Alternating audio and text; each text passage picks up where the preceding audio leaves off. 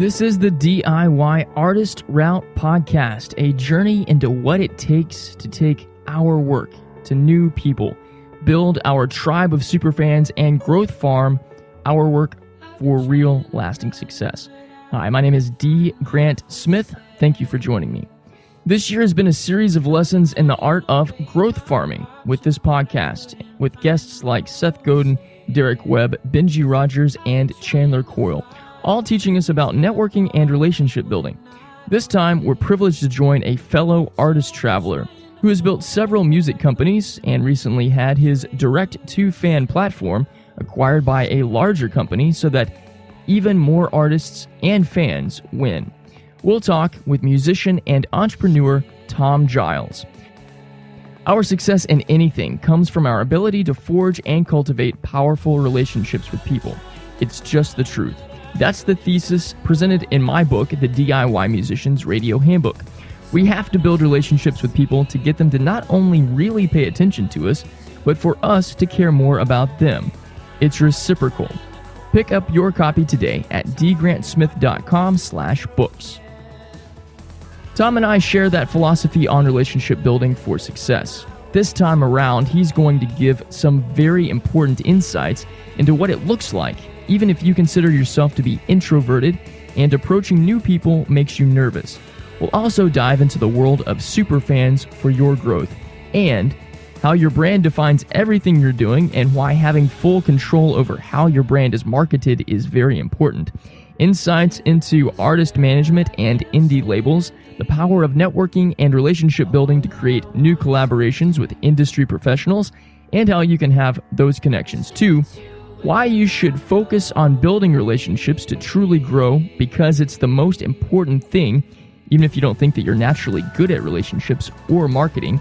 And I'll even share a little bit about why I am a fan of certain artists, as Tom will share why he's a fan of certain artists too. And we might dive into a couple of nerdy places like football and even some similarities and possible links that Tom has with folks like J.J. Watt. You're going to have to dive into this to get that. All that and a whole lot more. Are you ready to get started? Good. Lace up those shoes and let's hit the DIY artist route. Tom, you have really one of the most intriguing stories of anybody that I've heard on both how you got into music and how you got into the business stuff that you do. Playing in a touring rock band, you ran an indie record label, and an underground college newspaper, all out of your dorm room.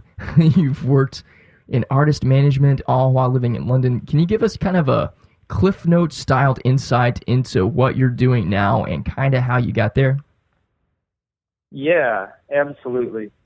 So now I run a company that up until our acquisition was called Stage Block. But about 6 months ago, actually, we got acquired by a very strong strategic partner.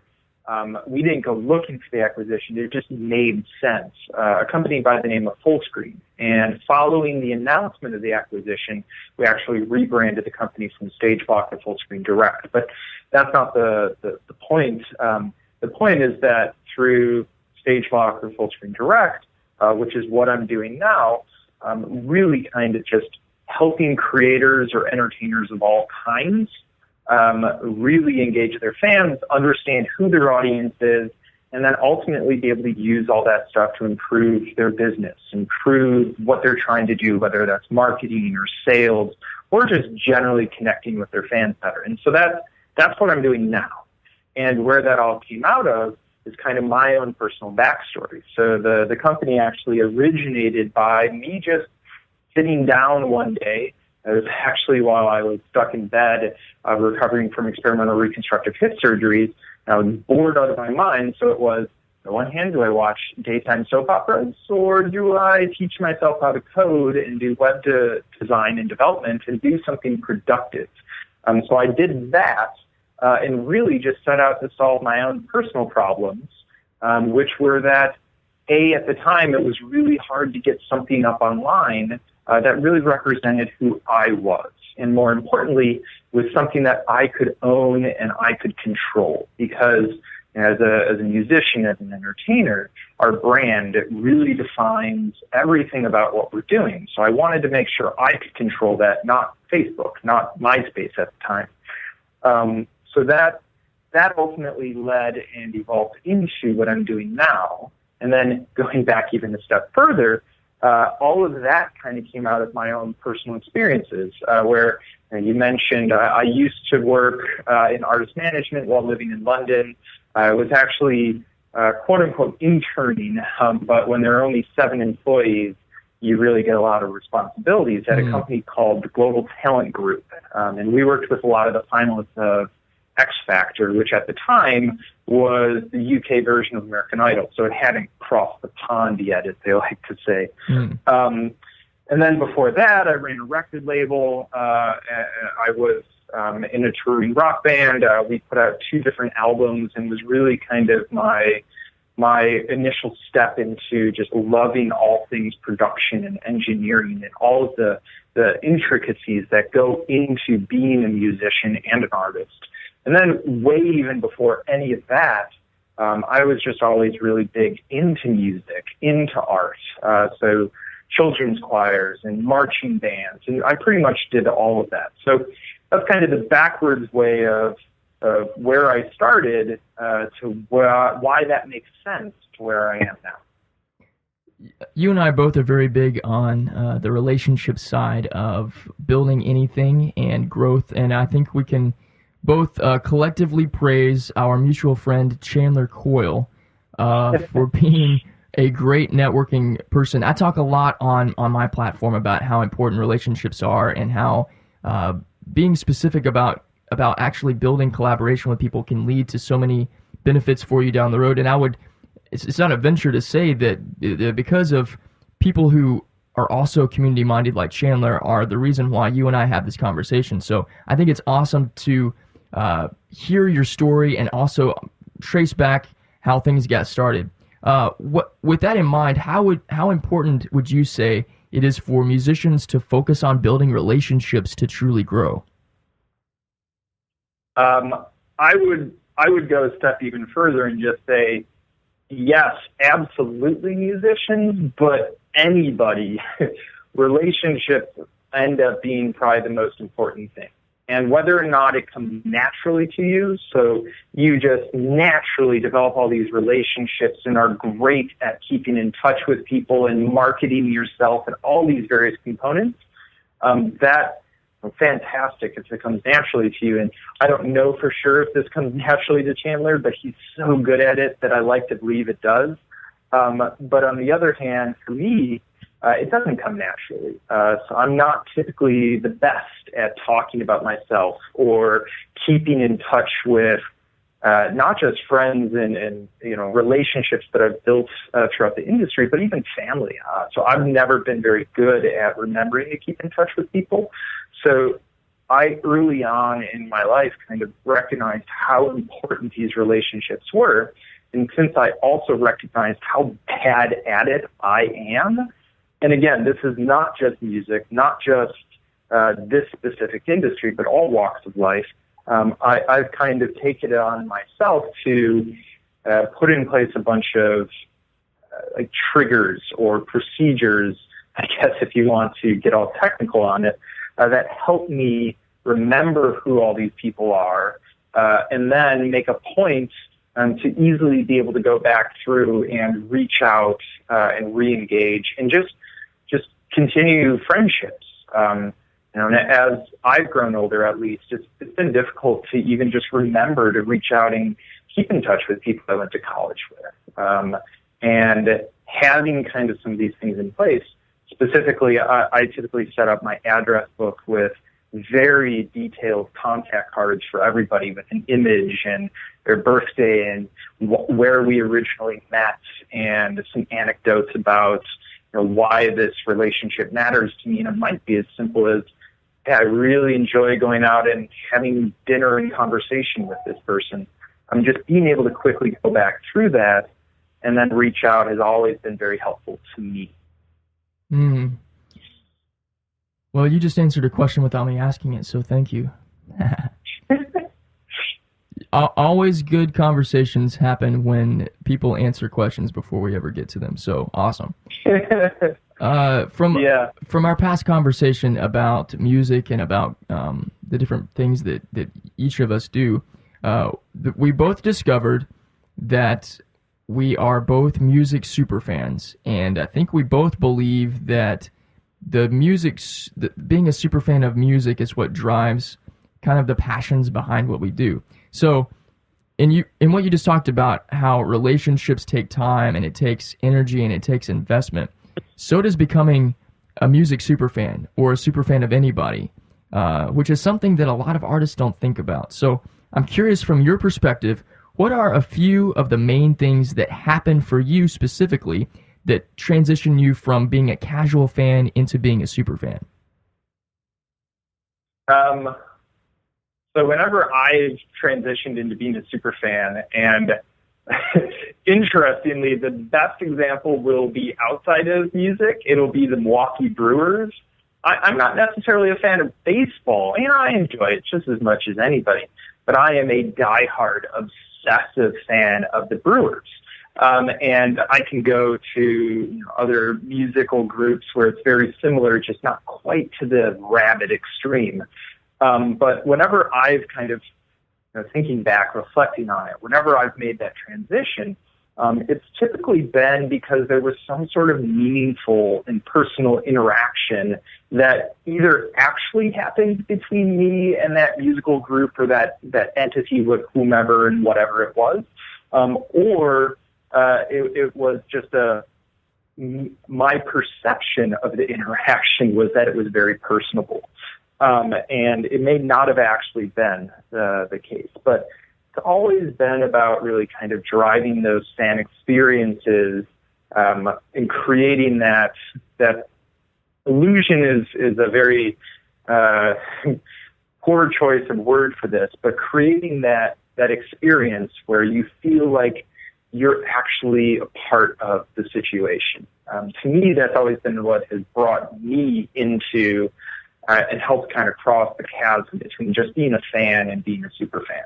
And those experiences may have been going to a live event and having either a moment where one of the songs that was played just touched me, or actually going and having a conversation or seeing how somebody interacted with other fans that were at the event. That's typically been the kind of situation for me. How about you?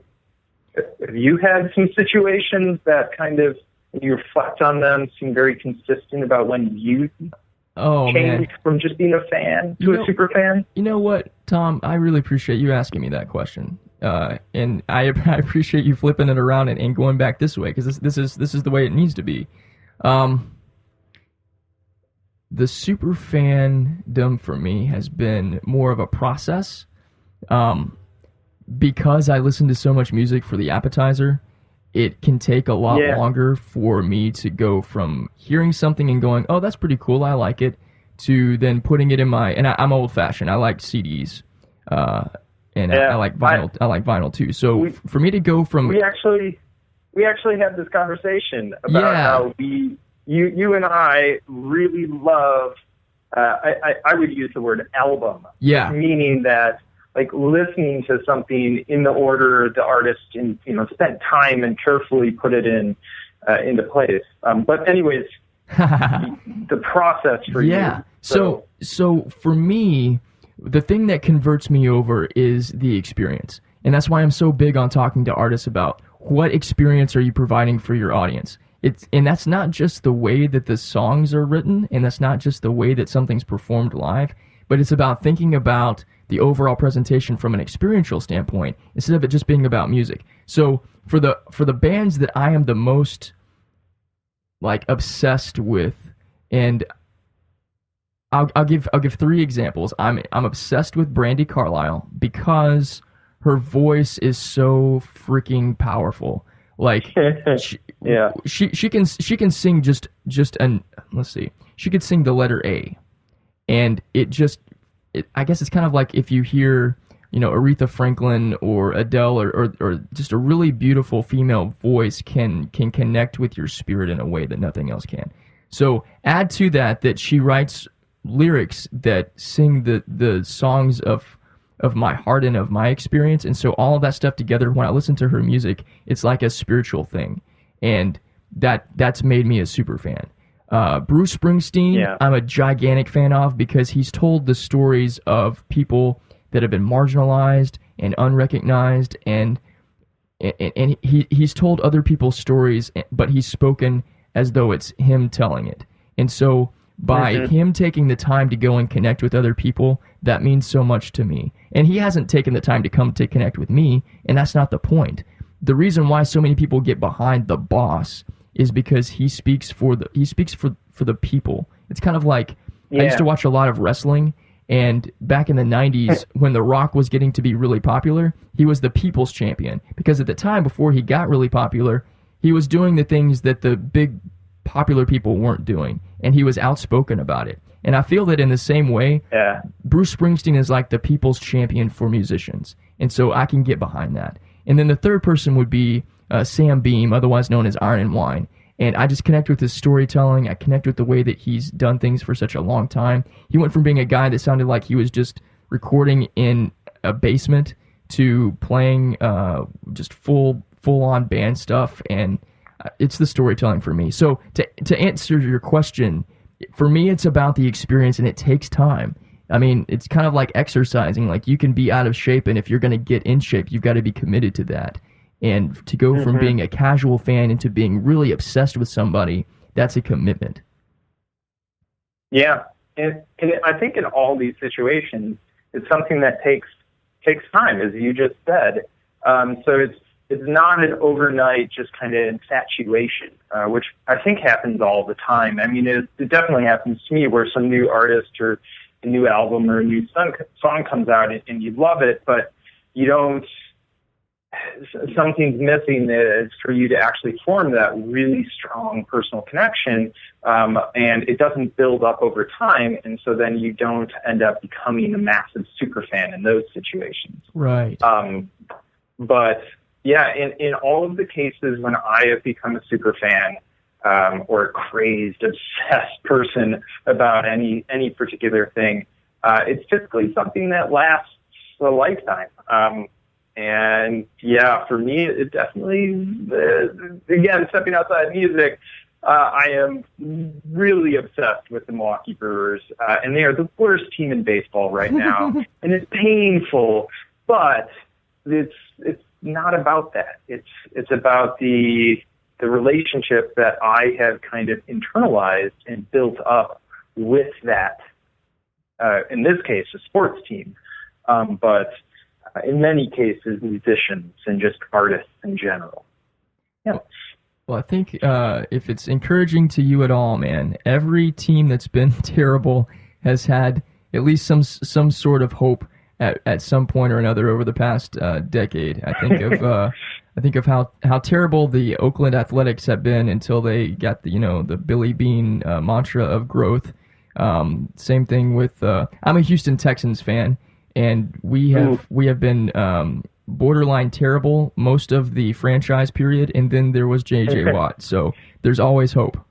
Who J.J. Watt grew up about 10 minutes from me, really? And I remember playing just basically like backyard football with him.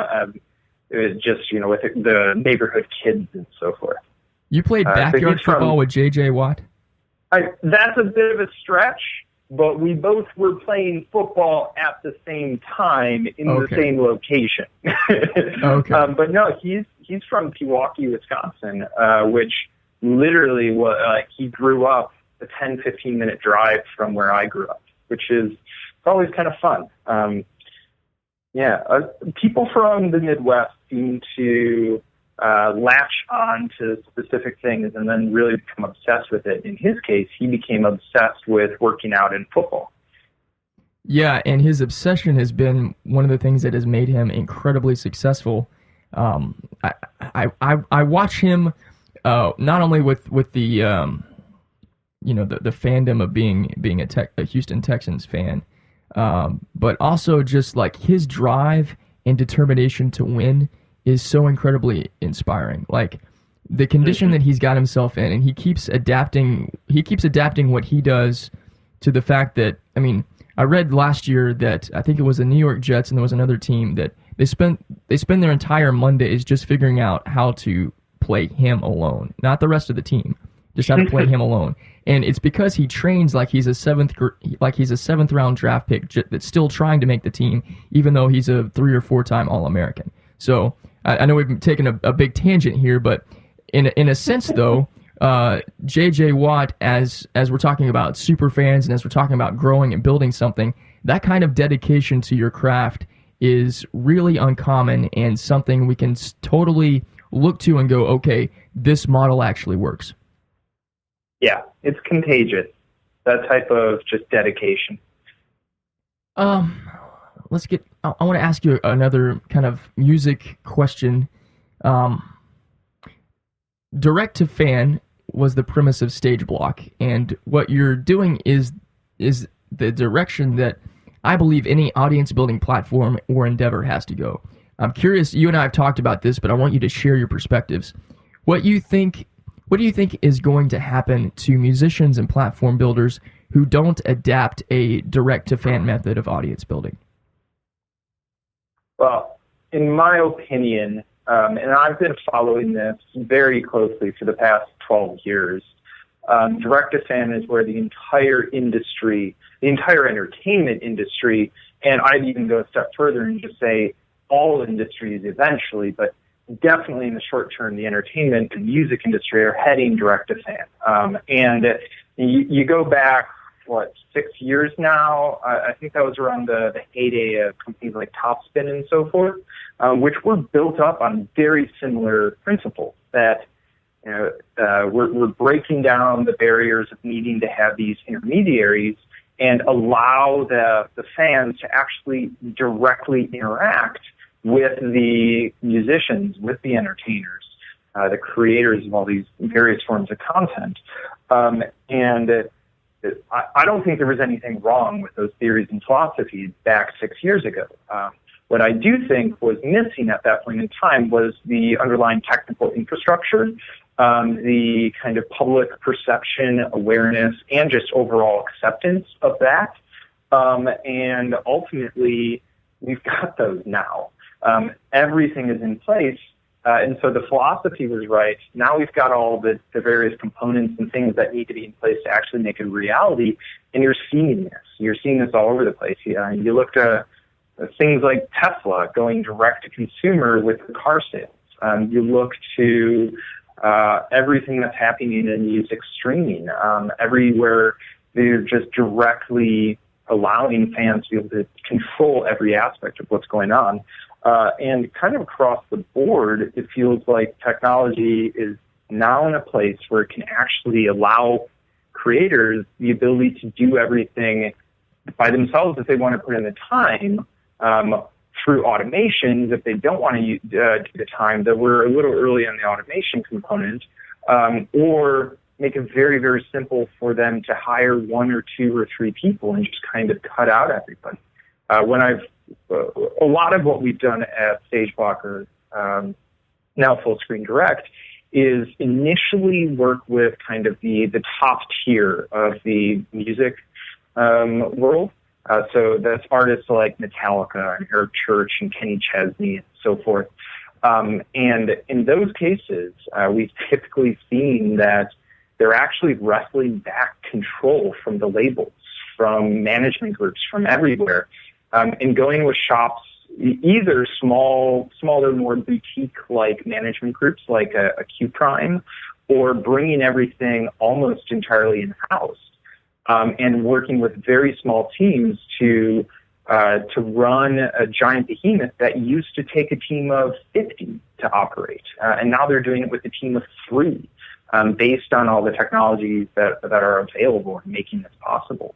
So really, this is just a super long-winded way of me saying that I strongly believe that direct-to-fan is the future of everything that we're doing. And when I say future, I actually mean now. I think we're at that point in time where everything has tipped. So we've we passed that tipping point of, is this actually going to work? Is this where the industry is going to move?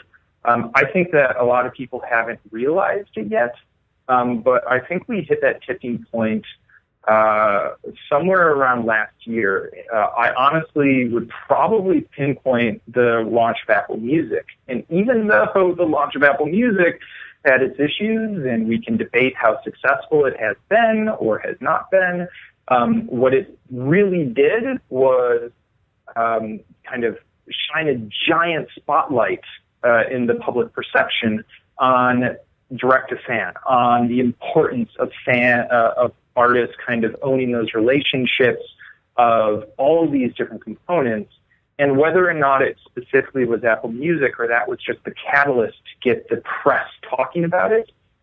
To me, it felt like that was when the last kind of key piece in this puzzle came together and made all of this a reality. And so everywhere that I look, when I look at other services that we either work directly with or compete with, or services in the music industry that we have no actual business interaction with, I just look at fondly as an actual musician myself. It really does feel like most of them are either already there or are definitely moving towards direct-to-fan.